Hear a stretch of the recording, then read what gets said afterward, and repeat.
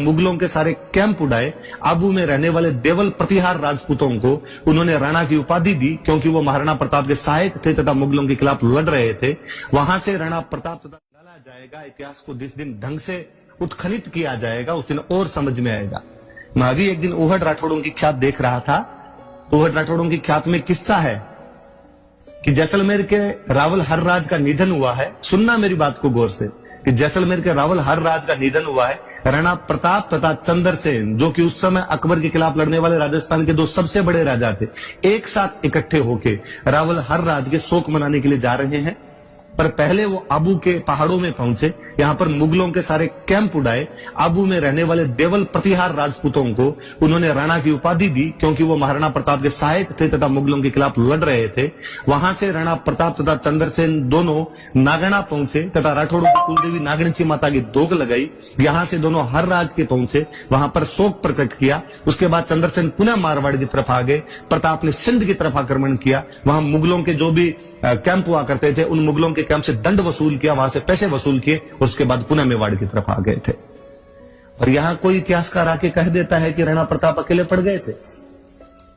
Communist इतिहासकारों द्वारा लिखे गए इतिहास को पढ़कर आकर कोई कह देता है कि सब लोग अपने अपने स्वार्थ के लिए लड़ रहे थे। वो राजस्थान की एकता के लिए लड़ने वाला हुतात्मा था। भले ही पश्चिमी राजस्थान की कुछ रियासतें मुगलों के साथ में चली गई थी, लेकिन जितने उनके साथ में थे उन सब का उन्होंने गठबंधन बना लिया था। राणा प्रताप के बारे में मुझे एक बात और बड़ी जोरदार लगती है, ऐसा आपने कभी पहले नहीं देखा होगा। भील जनजाति है। जब हम अक्सर जातियों जनजातियों की बात करते हैं, हम अक्सर कहते हैं कि भारतीय समाज में छुआछूत हुआ करती थी और ये भारतीय समाज का अकट्ट सत्य है, इससे कोई भी इनकार नहीं कर सकता, जो प्राचीन काल से लेकर मध्यकाल होते हुए अब तक कहीं ना कहीं किसी ना किसी रूप के अंदर जारी है। पहले नहीं हुआ होगा, लेकिन बाद के अंदर ये व्यवस्था जैसे जाति व्यवस्था में ढली थी उसके बाद ये व्यवस्था आ गई थी।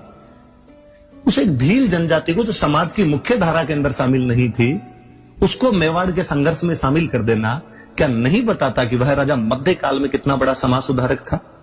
मुझे इस बात की बड़ी पीड़ा और ठेस रहती है हमेशा कि महाराणा प्रताप को किस तरह हमने हल्दी घाटी के युद्ध में बांध कर रख दिया है।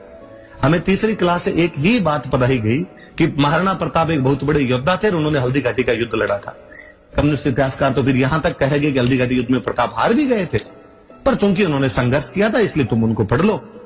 मैं आगे उस बात पर तो बाद में जाऊंगा, मैं पहले इस बात पर पुनः आता हूं कि यह तो कल्पना भी नहीं की जा सकती ना कि उस युद्ध के माहौल के अंदर प्रताप ने कहा होगा कि भील अलग खड़े होंगे, हम बाकी लोग अलग खड़े होंगे, या इनके पानी और खाने की व्यवस्था अलग की जानी चाहिए और हमारे पानी और खाने की व्यवस्था अलग की जानी चाहिए।